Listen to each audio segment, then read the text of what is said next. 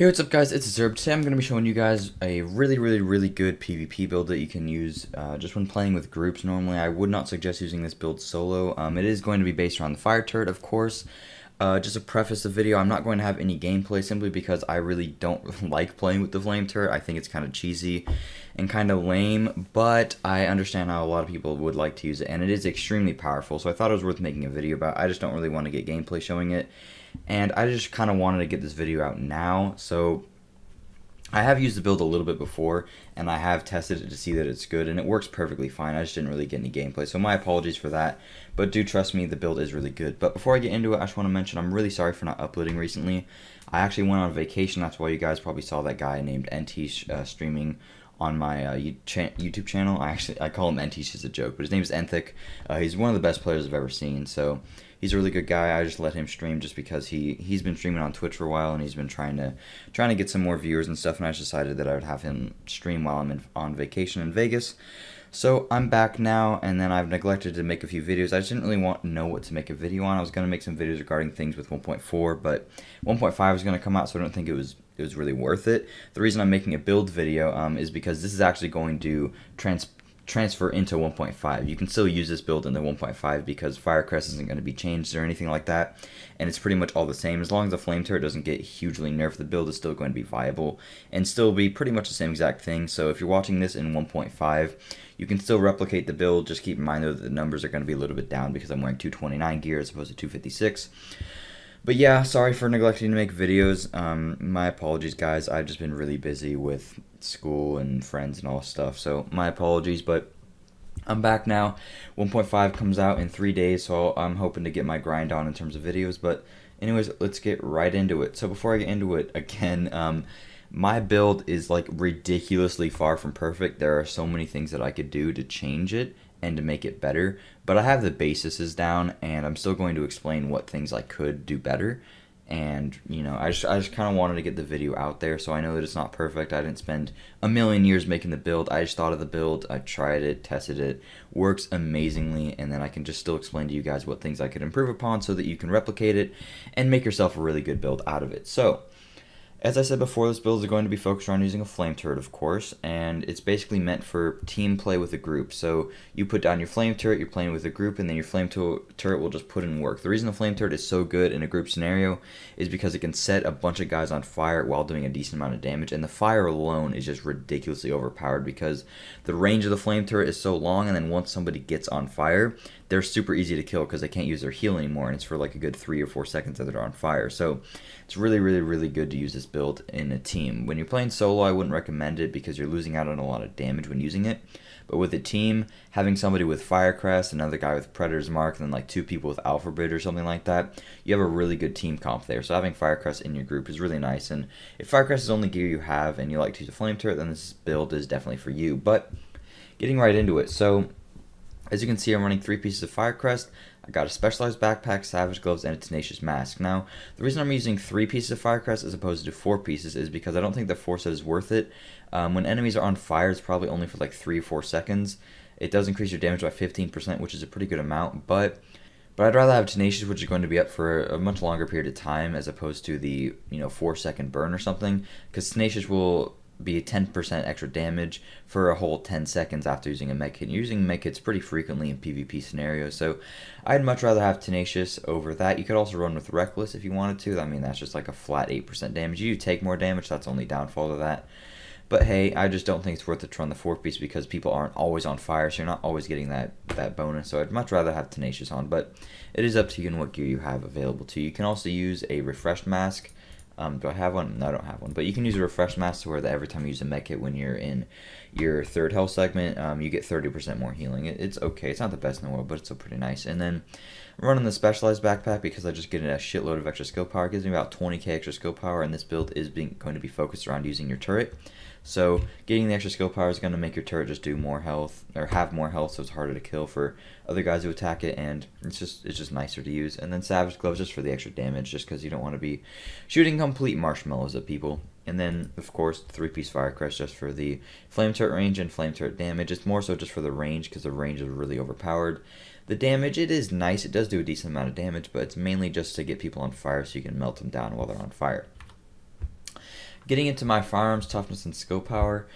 My firearms and my toughness, it's a decent amount. You want your toughness to be over 300k. My gear is horribly rolled, so that's why my toughness is really low. Usually I'd have this around like 350k.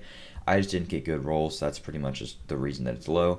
My firearms is pretty decent. I just say get around 300 to 350k toughness, and then just pump everything else into your firearms. Then in terms of my skill power, since you're going to be using a specialized backpack, it'll be around 85k. And then if you wanted to, you could roll for crit chance. Tenacious Mask, I'm not able to roll crit chance because I had to roll for firearms on it because I was using this with Alpha Bridge, and with Alpha Bridge I don't really go for skill power. But crit chance is still good. It's just that if you're using this build and focusing around the flame turret, I think skill power might be worth it to go for, just to give it a little bit of extra health. So that'll put you around 90k skill power, which is a pretty ideal spot to be at. You don't need much more than that, and it's not worth it to sacrifice like armor or anything like that to go for more skill power. So 85k is a sweet spot. That's pretty much it in terms of these stats. In terms of your weapons, you either want to be using an assault rifle or an LMG. SMGs without Alpha Bridge are pretty terrible because you rely on crit damage, and you're not going to be having vicious or fierce. Usually you can, but I just don't think it's worth it to use SMGs in a PvP scenario if you're not using Alpha Bridge, because you're missing out on so much crit chance by not using Alpha Bridge. And then if you go for crit chance to be able to complement the crit damage built in, then you're losing other stats. Like this is a decent roll here, Brutal, Vicious, Competent, but I'd still much rather be using an LMG or an LVOA. See, these have more on-sheet DPS. I just like to use SMGs when I use Alpha Bridge because I have better aim with SMGs and they're easier for me to use. And the crit chance that you get from all the other gun talents really complement the built-in crit damage on SMGs. But when you don't have that extra 3 talents, it's not as great to use the SMG, so I just go for either an assault rifle or an LMG. In terms of the talents on them, mine are far from perfect. I'd rather have them be better. I'd usually go for something probably like Vicious, Unforgiving, and Competent. I think that's a really good setup. Unforgiving is really good. You could also go for Brutal. You could also go for Responsive if it's an assault rifle.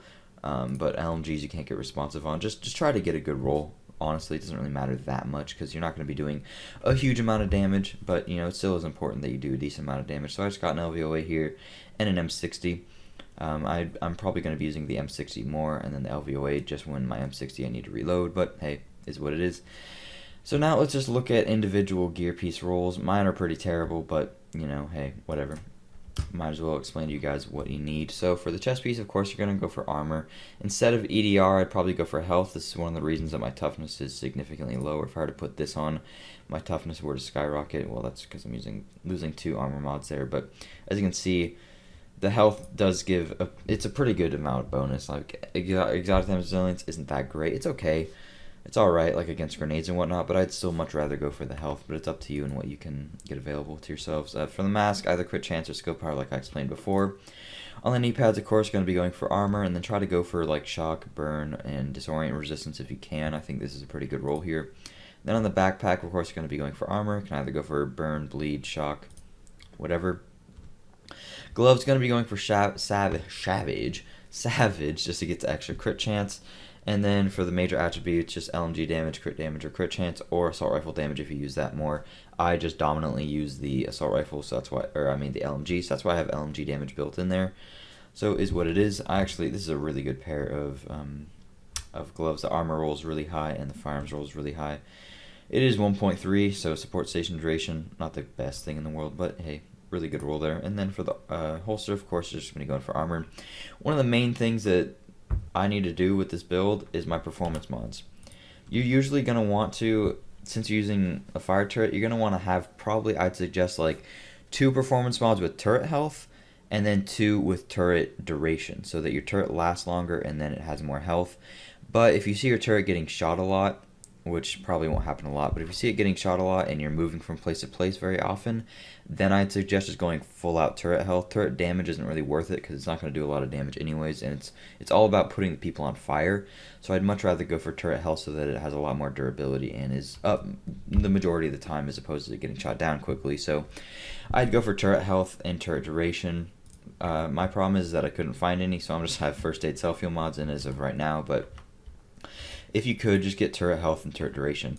Now moving on to skills, this is pretty self-explanatory. Going to be using the fire turret. As you can see, with this much skill power without any turret health mods, I have 180,000 HP, which in PvP is a shitload of health for your turret. It's going to take them a long time to shoot it down. So 180,000 HP is really good. The range on it, 18 meters, that's really, really, really far. Has a 45-second lifetime, and the cooldown is only 55 seconds, so it's only about a 10-second downtime there, which is really nice. So flame turret's really good, and that's the lifeblood of this build, so obviously you're going to be using that. And then for the other skill, pretty self-explanatory, going to be using a heal. Sorry, that was my phone there. Tackle, you can use Survivor Link, Tactical Link, Recovery Link, whatever ult you really want to use. And then in terms of your skills, you can probably use the same amount of stuff. There's a few different things that you could change. You could use applying burn to any target triggers a 30% chance to apply the effect to all targets within 10 meters. I'd probably run this. This would probably be my setup since I'm going to be using this in a team. So I'd probably be running with critical save so that I just get that extra bit of tankiness, of course, when I use a medkit at low health, get a bunch of damage resistance. Then I got the combat medic, use a medkit in your allies to heal them. I'm going to be using this in a team scenario, so using my medkit in your allies just to give them extra health. Going to be super beneficial to them. On the move, just for more tankiness, when I kill somebody while moving, it reduces my incoming damage again. Stack that with combat medic, you're just mitigating a shitload of damage. Precision is really good, but you should have somebody else in your team already using precision and probably pulse as well. So I would much rather be using wildfire, applying a burn to any target so that when it hits, like let's say you're doing a 4v4 and these guys are running up to you, get one of them on fire, there's like a 1 in 3 chance that another guy near him gets on fire as well, which is a really good built-in bonus there. So feel free to use that if you want. There's also a few other things like where is it? Kill a hostile with any skill. No, not that one. Kill a hostile with any skill is deployed to extend any active skill's duration. This is actually kind of shitty, but I mean, some people like to use it. One is done as decent as well, but I'd suggest going for on the move, critical save, combat medic, and wildfire for the reasons that I explained before. So yeah, guys, that's pretty much it for the build. I know that this is self-explanatory, but I just thought I would like give a little bit of gameplay tip, I suppose. But let's just say you see a group of guys over there. You throw your flame turret down, and then instead of just like running up to them and then your flame turret's over here and then fighting them over here, lead them into your flame turret. That's the most important thing. Just lead them into you. If they're running over here, lead them into your. I'm like running into that thing. Lead them into it, and then try to hide the flame turret, I guess, so they have to run into it, and then you can fight them accordingly right when they get on fire. And then when they get on fire, it should be easy to just melt them down because they're going to be at pretty low health. They're not at low health, but they're not going to be able to use a heal, and then they're going to be stagnant because they can't sprint while on fire, and it lasts a good amount of time. So if you get somebody on fire and then your whole group focus fires them, they're done. It's that simple. They're done, and the flame turret can kill or it can hit a bunch of targets at one time. So if you use it correctly, if you just play around with it the perfect way, then your team is going to have no problem just stomping on people. Just make sure to use it correctly. Make sure to use it to your advantage. Try to hide it sometimes. Don't put it in plain sight. You know, if you want to be a sneaky little bastard, you can like throw it on top of shit. Like I could throw it on top of here. Or if there's a group of guys coming over there, and then I know that they're going to run over here, my whole team could reposition over here, and then they have to run into that. And then once they run into that flame turret, we could just run up and melt all of them while they're on fire.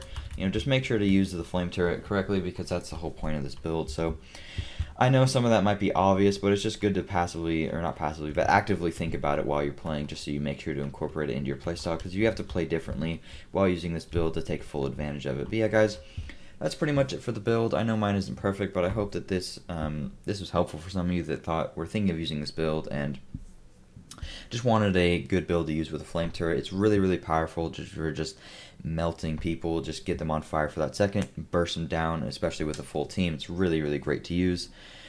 And the build will translate into 1.5 because nothing about it is really going to get changed. But yeah, that's pretty much it. Thank you guys so much for watching, and I'll see you guys later. Peace out.